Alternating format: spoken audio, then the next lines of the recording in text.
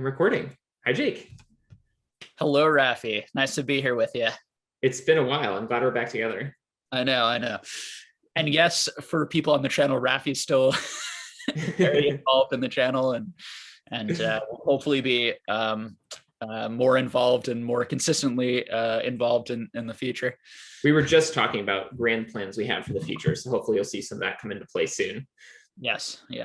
So there are a few things I thought would be interesting to talk about today. And the first one is related to something you've touched on in your last few videos, just about, the influx of PSA cards. I know Z from Z&G has been talking about this a lot recently as well.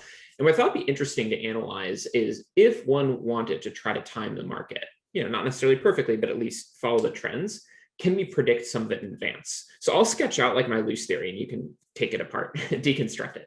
Basically, loose theory is starting, there's a big bump in submissions starting all the way back last year, but a bigger bump we can presume around October when the Logan Paul thing started going into November, December, potentially later, right? So every single month now for the next few months, we'll see that more and more submissions are coming back and more PSA cards will be listed on eBay. One thing that we can actually track, maybe we can show this later on in the video, is PSA on their customer service website has the complete through dates, right? So you can look up which orders have been completed. And now I think they've completed orders through the second, maybe first or second week of September, right? So you could just track literally when are they going to get to the big spike in October? When are they going to get the big spike in November? And know when people are going to be getting those cards back. So you presumably say, okay, if you're going to sell, now's a good time to sell before that happens. When it starts happening, when's a good time to buy, right? You kind of want to wait until it hits its floor. But I think after the floor happens, there might be another bump upwards because currently, as of today, which is late May 2021, PSA has suspended all the regular submissions. That's been in place for a while now. People can only do the express, et cetera, submissions. And so there's going to be a desert period, right? In about, I don't know, call it a year from now, maybe we'll see, when nobody is getting cards back from PSA. And that is going to happen for months and months and months, however long the suspension is in place. So during that desert period, I imagine cards are going to increase in popularity because supply is drying up and up and up. And then more and more people get their cards back. As soon as PSA has resumed its service, there'll probably be a massive flood of submissions. So anyway, we can try to trace those waves up and down of when's a good time to sell, when's a good time to buy. What do you think of that? Absolutely. And I think to add complexity to it, different sets got hot at different times. And so a lot of the vintage, particularly PSA 10, PSA 9 quality first edition holo stuff already had a pretty decent incentive to be graded. And so because of that, a lot of it was probably graded already. And whereas 8s and 7s and 6s, you're probably going to see a lot more of that because when prices went up, now 8s, 7s, and 6s became worth sending in before they were never sent in. That understanding that sort of thing. A set like Evolutions, understanding that no one was really grading Evolutions outside of maybe the Charizard, some people grading the Charizard until October, at all, zero, because that's when that set went from $100 a box to $400, and then eventually from $400 to $1,000. So just understanding, having that knowledge and knowing which month, because it's really going to be like that, which month it started making sense doing that. Now, I will say that a lot of stuff, particularly the big businesses that were doing that and that were sending lots of orders in, were doing a lot of express. And it's not clear how much of that stuff is going to, how much of all of those Charizards have already come back, hit the market versus will be coming back in more of your average collectors, investor, flipper person who didn't want to spend the money, is going to be more patient and want to do the bulk stuff. So that's all stuff that you have to kind of speculate on and think about. But I think there will be a ton of it because there are just so many, even if there's a ton of people who want to sell one or two, and there's thousands and thousands of those people, that equals 2,000, 3,000, 4,000 new, name a card on eBay within that month, within a few week period when all those submissions will come back. So I have a little bit of a spreadsheet, that I keep of when things moved. And you're doing it by set? Yeah, certain things that I watch, obviously not everything in the hobby, 5 to 10 things that I like to track. I tend to pick things that I think are good sort of indicators of that area of the market. So like hidden fates and evolutions, I think, are generally good indicators of the and shining legends of the modern market. Those are sort of probably the biggest, most popular, most talked about sets in modern. I pick a few, Diamond and Pearl, a few. I don't really track black and white. I should start tracking black and white because there's interesting stuff going on there.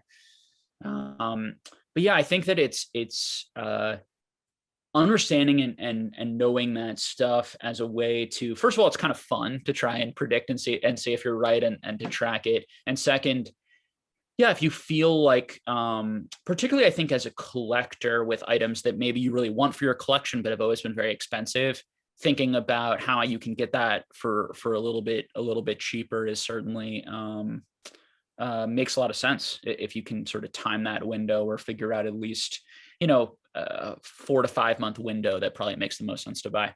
Yeah. And my suspicion, talking specifically about a collector who's like looking to get a card as cheap as possible, I don't think tracking that is going to be super difficult. Like, it would obviously help to have a spreadsheet like you do, but even if you didn't, right, I suspect what you can be looking at is not just the volume, but the velocity, right? So okay, let's say I'm trying to get, I'm just making this up, but like a Celebi from Neo Revelations, which is like card, like that's probably too old and too expensive, but even just like a Charizard from Evolutions, whatever it is, right? Okay, I see more and more of them being listed on eBay, PSA, as they get them back from PSA. And so over time, you can see how many new ones are being listed on eBay, like every week.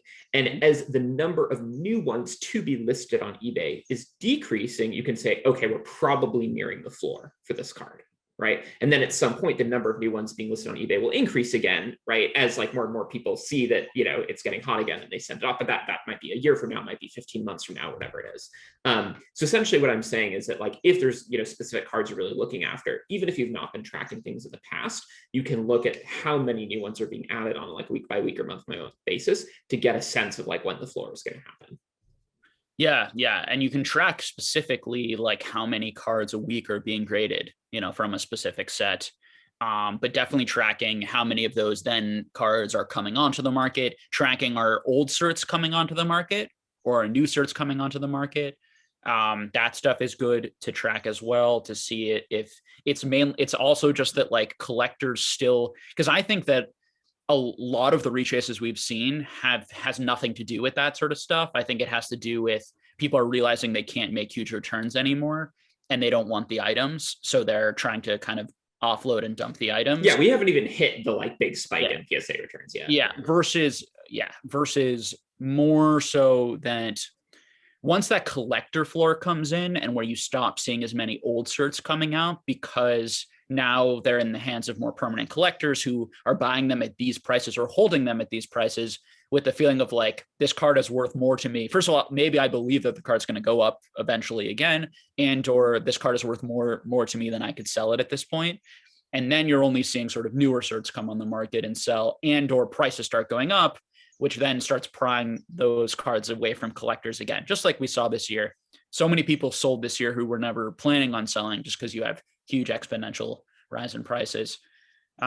So that's all the stuff that I would be looking at. And I would suggest for people, track a set, track a couple specific cards in a few different sets.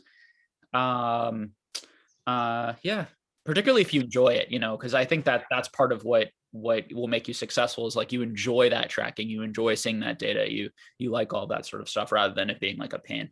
Yeah, otherwise it's just a grind. And I know so far we've been implicitly talking about more of a collector mindset. If you were a flipper and you were trying to make money specifically off of your ability to time the market, right? And just saying like, I'm going to buy a bunch of these PSA cards when they hit their floor, I'm going to sell them when the demand picks back up again. What do you think of that? Like, do you think that's too risky because the demand may never pick back up again? No, I mean, I think the demand will certainly pick back up again, like 100%. The question is how low will it get and then when will it pick back up? And I think that that's not a good flipper mentality. I think that you can certainly do that and get lucky. You could even do that and be good enough probably at it that you like get that you are right over 50% of the time and then can make some profit or what have you. But I think the best way to make money as a flipper really is to buy low, sell high, and just churn a bunch of stuff. So it's more like you're looking for lots, you're looking for deals, and you're breaking down those things and churning them out. At trying to sell, you're trying to get things like under market a little bit and then selling at market and kind of like rinse and repeat.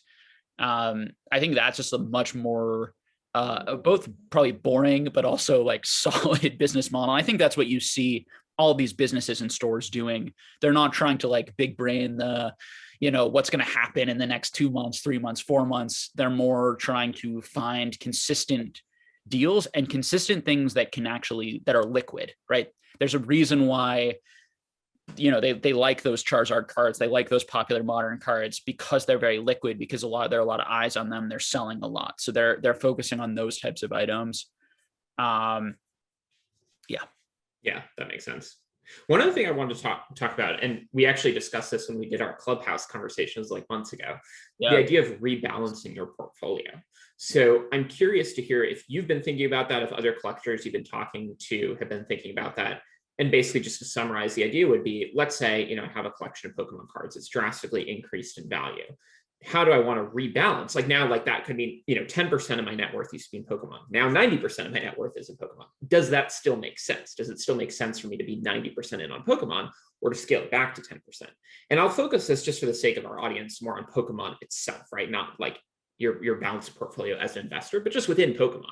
If you think that certain cards or certain sets have reached close to their peak for the time being, does it make sense to sell that in order to buy more of cards that you think are closer to their floor?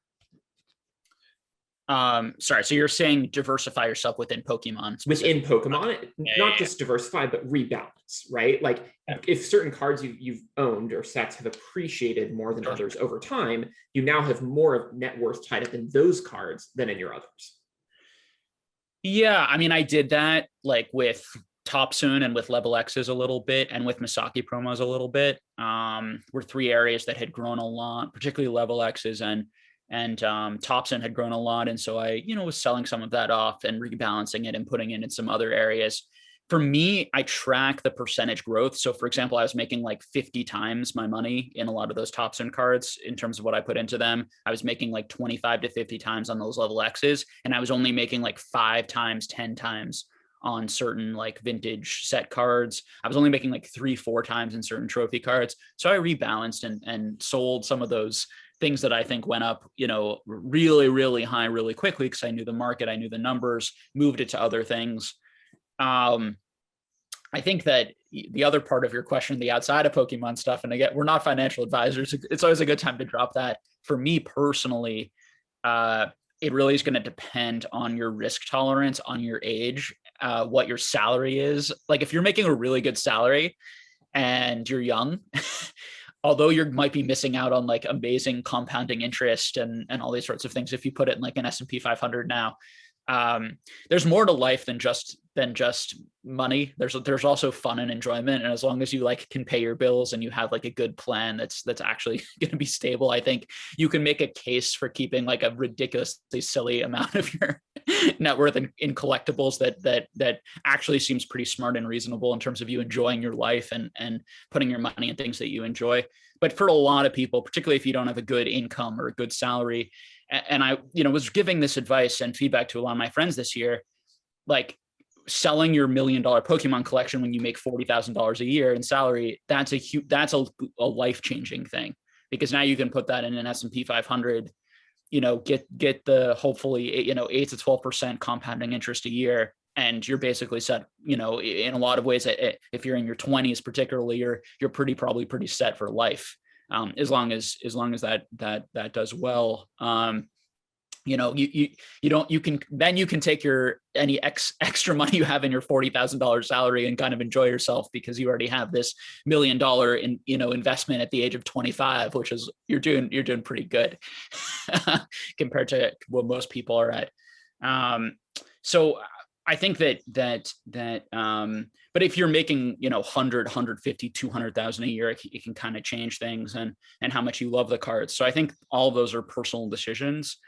I think where I get worried is where people think that these collectibles are like a smarter or better investment than those other more traditional things. And I'm not sure how you feel about that, Raffi, but that's where I would get a bit concerned. But I think that's a minority. I think most people understand what this is. It's very fun, and they get the risks, and they also understand the potential rewards, which are very real. because these items can go up a lot, and many of these items I think will still go up a lot into the future. And I think it depends how you allocate it in your head. Like, is this money that I put into Pokemon for strictly investing perspective, like investing in my real life, or is it just for fun as a hobby, a game? The act of investing is something to be enjoyed. I actually think it's very similar to gambling in a way, right? Like, no sane financial advisor would say like gambling is a good investment strategy, but they would say like, if you have the money to gamble, it could be like a fun activity, right? Instead of spending $30 at an arcade or like to go, do some sport, you can spend $30 at the casino. That has a million caveats, of course, because gambling is like intrinsically addictive for a lot of people, just like Pokemon can be. And so you have to watch out if you're prone to that kind of addictive behavior. But if you're like, this is a game, the very act of buying and selling is a game, and I have a portion of my money set aside to do that, doesn't matter how much that money is, as long as the portion you have set aside for your life is enough to live by. Yeah, and buying and selling stocks or buying and selling real estate can also be very addicting and can have this just as much of gambling. Right? Exactly. So and that's why where it's not addicting and it can be quite boring to put money in an S&P 500 index and then never look at it for 50 years. Like that isn't the rush, dopamine rush. That's a very even something like crypto can be seen in those two ways, right? It's like you could be trying to time the crypto market, which certainly people have done successfully. Some people have done unsuccessfully, or like me, it's just like, I just want to diversify my portfolio. I want to have some percent in crypto. Literally don't care what happens to on a day-to-day basis. I don't want to look at it for like 20 years. Yeah. Yep. Speaking of crypto, I was going to pitch you on my idea for an NFT, which is you take one of your most valuable Pokemon cards, you make a video of yourself lighting it on fire, and then sell that video as a one-of NFT. Yeah, that's been that. Who did that? Someone did that for a painting with Banksy. Someone I think called like Fire Banksy or something, like lit a Banksy on fire. But like, I don't think anyone's done that for Pokemon yet. And there's the added like irony of like you could burn a Charizard, so it's like a Charizard lighting a Charizard on fire. Oh my god, awful! That's awful stuff. Destroying something great to make something.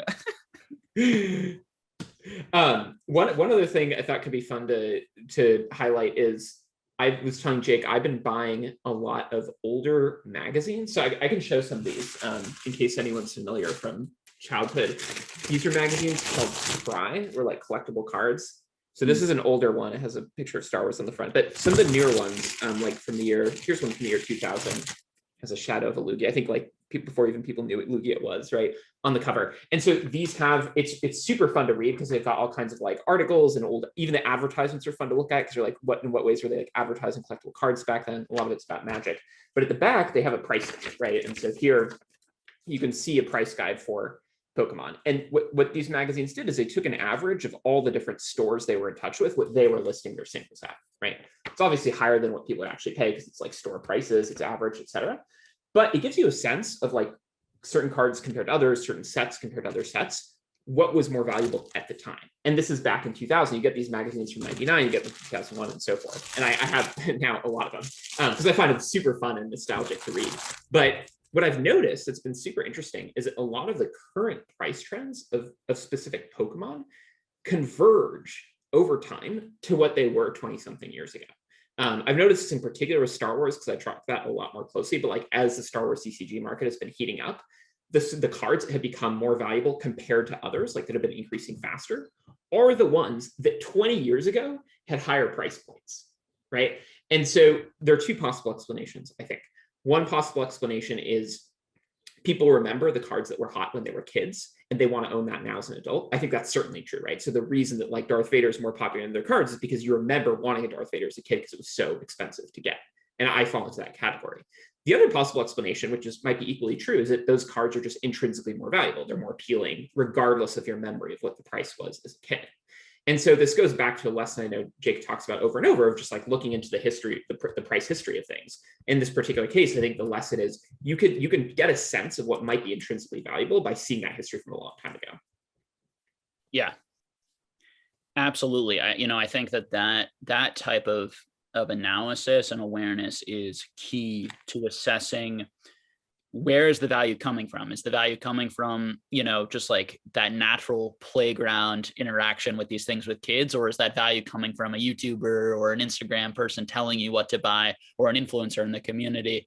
And I think that the stuff that will have that long lasting impact is the stuff that no one needs to tell us, like that Darth Vader is, no one needs to, like, Darth Vader is pretty crucial to Star Wars, and a pretty central, popular, cool figure, important figure, and I will say that oftentimes those videos aren't even made because they're so obvious. They're so obvious. And so a lot of the times YouTube videos or influencer or other sorts of things trying to make like a new point that hasn't been made before, they're not very good, because like it's part of the curse or part of the problem of this sort of thing of like you're trying to like reinvent the wheel. You're trying to find that thing or that item that no one else is talking about, that no one else is mentioning, that should be valuable. It's like in a lot of cases it's just not valuable for a reason, and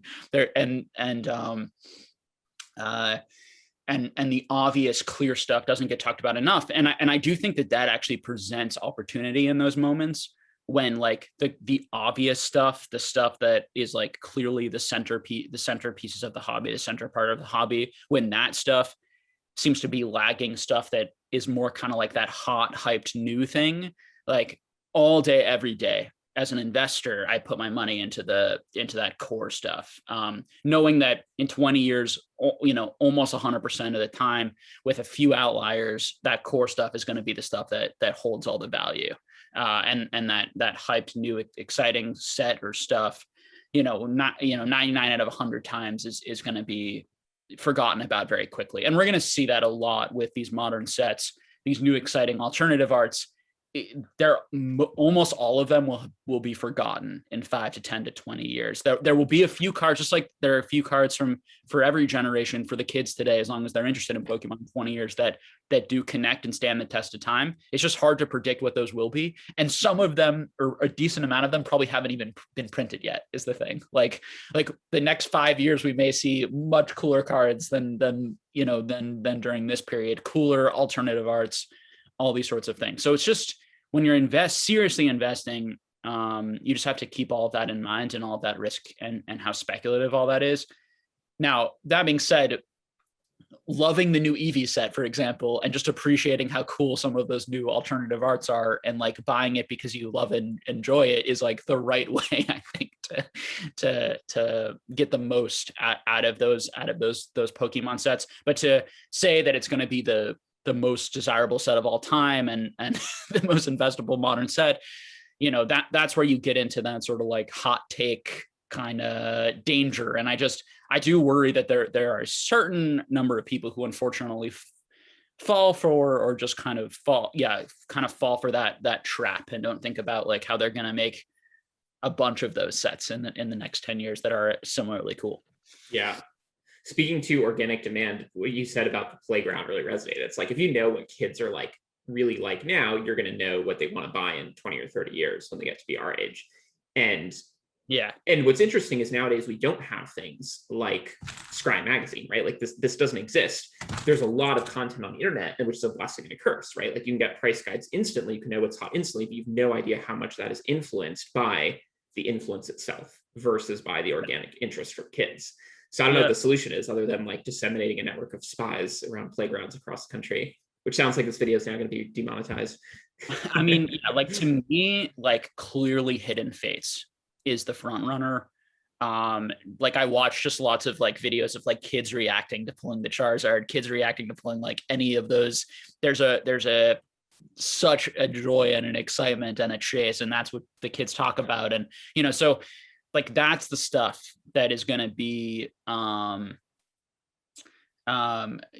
keep it simple sometimes. So if you're going to invest in modern sealed product because you're going to bet on that, even if I think there are better options, try to keep it simple. Try not to get overcomplicate things, and just get things at low prices, and frankly have the patience and ability to just like keep them sealed. Because I think that's one of the hardest parts of being a sealed collector. Like if you're going to sit in a lot of those like Elite Trainer Hidden Fates boxes, which I think are a great product with a great promo, with a great set inside, you have to like not open those up on a bad day, you know? And that also makes those things, I think, more valuable as an investment, as a sealed piece, because I do think lots of them will be opened up over the next 10 to 20 years by people who just can't keep them sealed by your, because, you know, but I will say there are businesses with pallets and pallets of those. And so there will be tens of thousands, probably 100,000 of those things probably sitting around in 10 years, still sealed.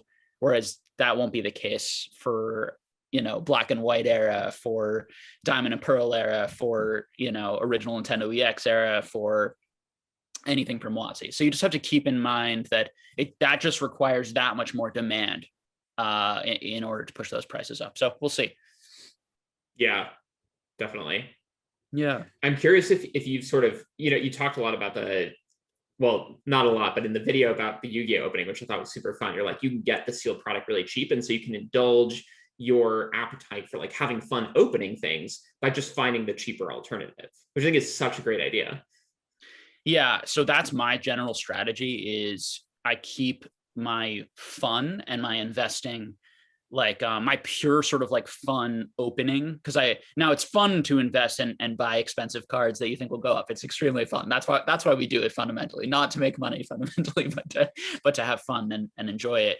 But in terms of like the opening, because opening is such an expensive loss, and I love opening packs so much. Yes, I always look for like really cheap items. And for me, I really enjoy opening like vintage product, like product that's quite old, or has old cards from my childhood, even if the product is fairly new, like Korean Yu-Gi-Oh! They do lots of reprints. That's why that product is so readily available. And that's a great item, option. And I've showed a lot of great options on this channel. Unfortunately, many of which have like gone up hugely in price. Like Harry Potter. I was seeing Harry Potter stuff in Spry magazine when it first came out. I was like, oh, that'd be interesting if only Jake hadn't upped its popularity. Oh yeah, it was all me. Right. So there's a lot of things that a lot of little kind of fun vintage boxes that I picked up this year that I do private openings. I open a lot of stuff and I don't share it because I don't have a passion for opening up with a community and sharing it. For me, it's like personal enjoyment. I do a video on it occasionally just to kind of show people a little bit about maybe a cool product I think might be fun for them. But it's just not my enjoyment. I don't really enjoy opening on camera. So absolutely. So I think that's a very smart, effective way, is to find those types of items that were just so mass produced, or items that frankly probably are undervalued even. And we've shown a lot of those on the channel. And, I talked about how undervalued Harry Potter booster boxes were compared to Pokemon, just with the coolness of the art, the age, the Wizards of the Coast label. When a Harry Potter booster box is going for $35 and a base set Pokemon box is going for 30,000, that's an unbelievable difference in price, right? And fundamentally they look, I think, the Harry Potter boxes are arguably better looking even, just as a display piece, even though of course those original WotC boxes are good looking, particularly as compared to like the modern booster boxes, which is so frustrating. Why modern Pokemon booster boxes are so freaking ugly, and they're just I don't want to put those on my display them on a shelf. Like they're bad looking, versus the ETBs, which are some of them are. But yeah. So what about you, Raffi? Are you opening these days? How are you like enjoying the hobby? How are you engaging in the hobby? Things are getting weird, and that's why I don't know if this is applicable, but basically through this like hit of nostalgia of like going through these magazine stuff, like that in of itself is like a fun activity for me. Yeah, and sure. Also I rediscover all these old things that were like around when I was a kid that like weren't as popular as Pokemon, Magic, not even as popular as Star Wars. I'm like, oh, I should get back into that because like that'd be fun. Spill. Well, yeah. So before I get to that, I just wanted your point about the about spending the money for fun. I've actually done that, right? Like I track like how much I'm spending for like long-term purposes versus for like short-term fun purposes, and I have bought things from my long-term, cash with my short-term money. right? So it's like I bought this box originally to hold it for a long time, but I've now made enough money from flipping that like I can justify like buying it from myself to just open it for fun and sort of liquidate like 70% of that value or however much you lose by opening a box. And like I've done that, and it, you know, 100%. yeah. So I think that strategy works. Is like for me, when it comes to all the dangers of getting addicted, gambling, et cetera, I think the best, most simple guard you can have in place is just track things, track everything, right? Because it's so easy to lie to yourself about how much you're spending. It's so easy to lie to yourself about, you know, how addictive you find it. And like, oh, I haven't been spending that much. Just put the numbers down, right? And ideally you go a step further and you track things in a rigorous way. You can actually like limit your spending and have these separate funds for fun versus investing and so forth. But even if you don't, just keep a record, right? Because I think a lot of people will get really, really surprised when they look back on their record. And they sort of are hit with the truth. And for me, I don't, because I look at it like almost every day. But it's also a source of fun for me, just because I'm super like analytical and nerdy. I like going back and being like, what was the most expensive thing I ever bought? Like, how much did I sell it for later? Like, what was the cheapest thing I ever bought? What was the best deal I ever got? And like reliving some of those experiences just through a spreadsheet is like a fun activity for me. Absolutely. I do the same exact thing. And I'll say that like when we talk about like addiction, I think that the concern for people is that it ruins the hobby for you. Like it makes it not fun, because now you're feeling lots of like buyer's remorse. You're feeling very like anxious and uncomfortable. You're forced to sell things that you don't want to sell because you've overspent. Whereas if you manage to like figure out how to strike that balance, you don't feel that guilt from opening up packs. It's extremely fun. Like you can be present in that instead of like I shouldn't do this. Or like, oh, I have to make my value back, otherwise like I wasted money.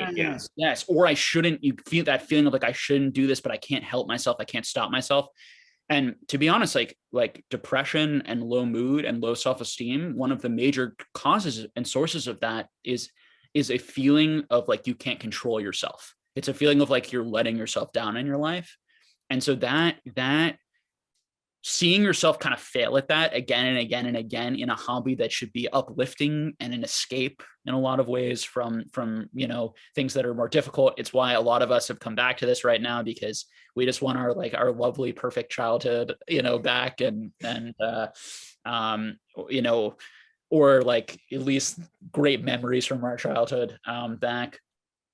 And so that's why we talk about it, is it's just like we want you guys to and everyone ideally to just have fun here, and for us all to have fun and enjoy this together. And yeah, so hopefully those types of strategies, separating, right, the things that you're going to open for fun from the things maybe you're keeping sealed and you're going to you know keep in the long term, keeping some of those items away from you physically, so that you're not getting, you know, that triggered, we could say, by that word, by seeing that item and by needing that on a bad day, that sort of thing. I think all of that it's a really understated, undervalued way that you're going to increase your enjoyment and the pleasure you get from being in the space. I'll just give one super concrete example of that. I talked in the past about how I've invested in sealed Magic boxes. And so there's one Magic set that just like is ideal for drafting and playing multiplayer. And it was a friend's bachelor party. And I was like, this would be such a fun set to draft. And like, sure, it's worth a lot of money right now compared to when I bought it, but I bought it for $80, right? And so it's like, I'm going to take this out of my like investment fund. I'm going to like pay myself the $80 back. And like, that's going to be my gift for the bachelor party. And it was like tons of fun, and like wasn't worrying about any of that stuff because, you know, I made up for the money, you know, in that way. Yes. I think that it's very important to understand both that money is to understand your relationship with money. And I think in your 20s and your 30s is a time when you're starting to make your own money and you're trying to figure out how to use money in a way that improves your life and gets you freedom, and where you have the time and the space and the energy to do things that you really enjoy. And money can provide so much of that for you, but money can also be a burden and a curse and something that you're obsessed with and you're stressed about and you're anxious with. And so taking very seriously your relationship with your money, and you can use Pokemon, right, as a practice with that, on how to make purchases that that bring value and enjoyment to your life, either by going up in value over time or by being really fun, and creating like great memories with yourself, with your friends, with your kids, all that sort of stuff. It's just so important. I think that's a beautiful note to end on. Yeah. And I will say that you know, if you're feeling like, if you've made mistakes at this, that's normal, right? That's the part of the learning process. So you could be sitting there feeling extremely guilty, extremely uncomfortable, lots of resentment, all that sort of thing. Like, just look at that as an opportunity to start fresh and learn a lesson. And like, that's the most important thing in life is getting up after you kind of fall down and make those mistakes, knowing that we all make those mistakes because it's human nature, because it's not some deep moral failing. It's a very normal, natural, it's part of why being smart and thinking about these things so critically, like Raffi and I try to do, and actually planning, is so necessary. Because if you just kind of go into it, you know, and just let the impulsivity and the emotions run wild, it can actually be like a really bad time, like a really not enjoyable time it can end up being. Yeah, absolutely. Speaking of fun, though, nothing would bring me as much pleasure and fun as lighting a Charizard on fire and then selling that video for Dogecoin. Do it, man. That's on you. That sounds like awful. Like, that sounds like completely not fun to me at all. Like, I'm just kidding. Don't be part of it at all. Yeah. All right. Bye, Jake. Bye. Take care.